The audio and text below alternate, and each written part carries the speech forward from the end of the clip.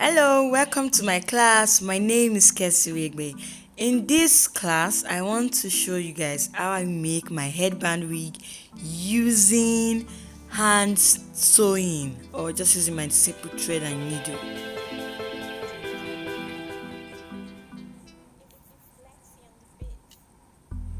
First thing first, I'll be using these Dali Yaki coils. They are amazing. I love this hair. In fact, this is one of the best secrets I could just give you.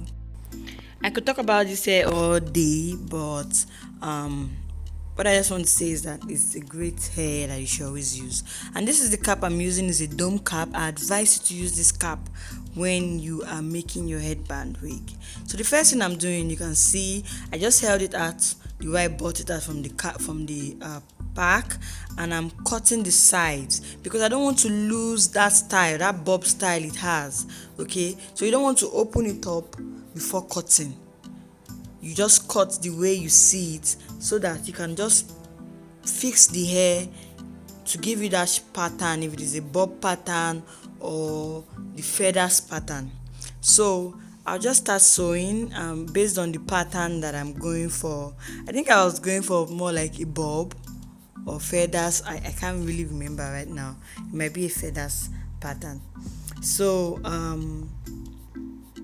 I just start sewing. If you don't know how to sew, I'm going to include a video on how to sew your weft into your cap using thread and needle. It's really easy. So basically what I'm doing is I'm just sewing from left to right.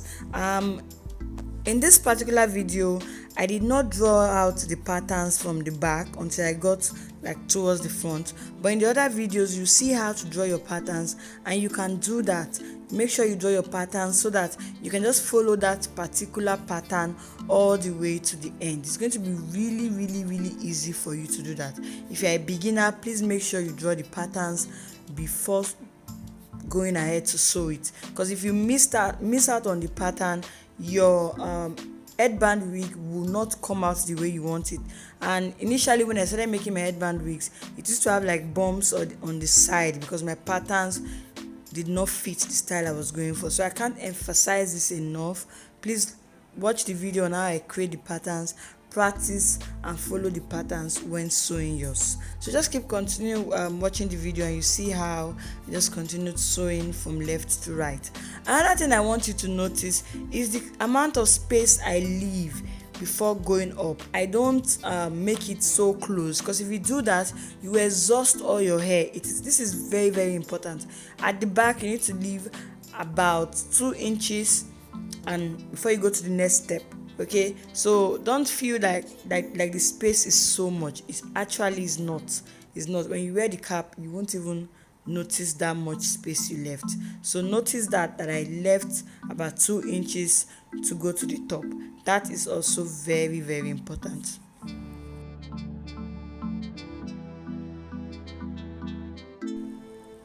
So I just continue sewing. Just watch as I do that. You already know how this is done, so just watch as I do that. Then when I get to the next step, I'll let you know what I'm doing differently.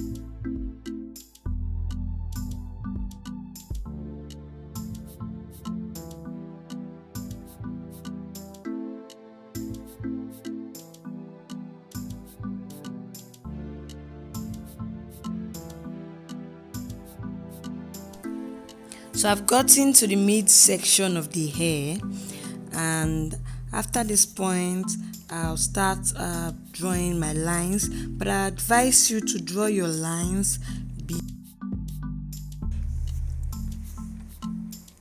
so I'm using my candle wax to draw my lines. I find this really effective compared to using like a marker or anything. This one can go off and it's just really visible, especially on this cap. If you notice, as I'm getting close to the front, making sure the line is thinner and closer, and as I continue I might even add more lines to it, because you want the front to be as close as possible to hide the cap in the front. So you just draw the lines to where the band of the cap is, and then you stop. You can see I'm drawing the lines, I'm just drawing it straight, I'm not trying to curve it or anything. So now I'm just going to continue sewing right where the lines are, and I'm using my tip pins to pin this down so that I don't make any mistake or go above the line or anything like that. So I advise you to get your tip pins and use that to work with your wig and your sewing. So just continue watching. You see me sewing this until I get to the end of the lines.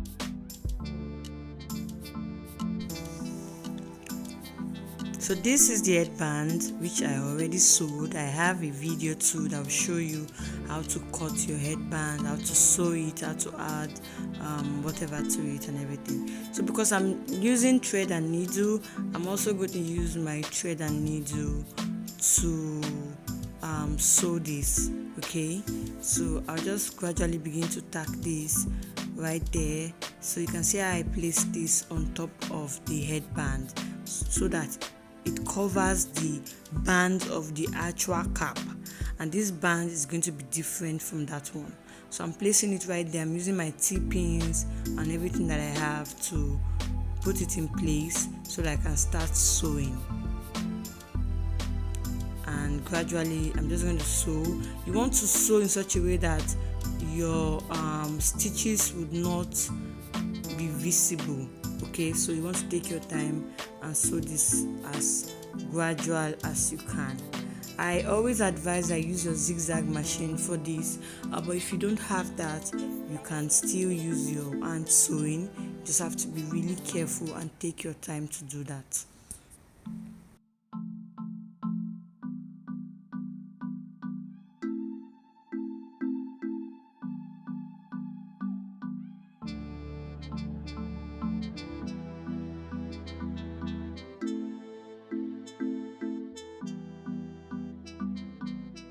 It's Lexi on the beat.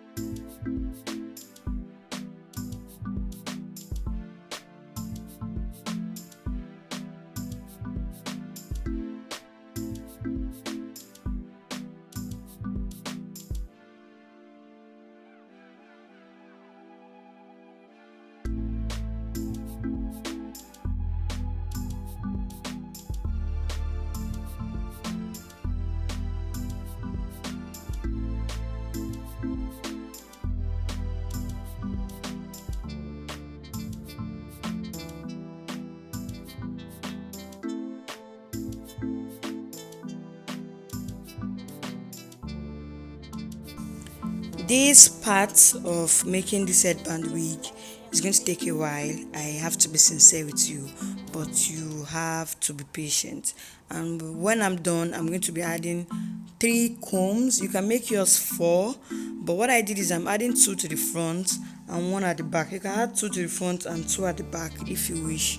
I'm just adding 2 in the front and 2 in the back. So I'm just going to go ahead and stitch that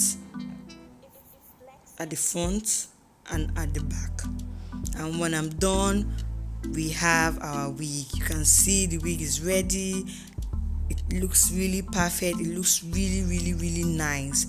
And this is me wearing it. You see how beautiful it is. You can add your scarves, you can add your headband and everything. So that's up to you. So thank you for watching this video. I want to see your work. I want to see what you've done, and I hope you've learned something from this today.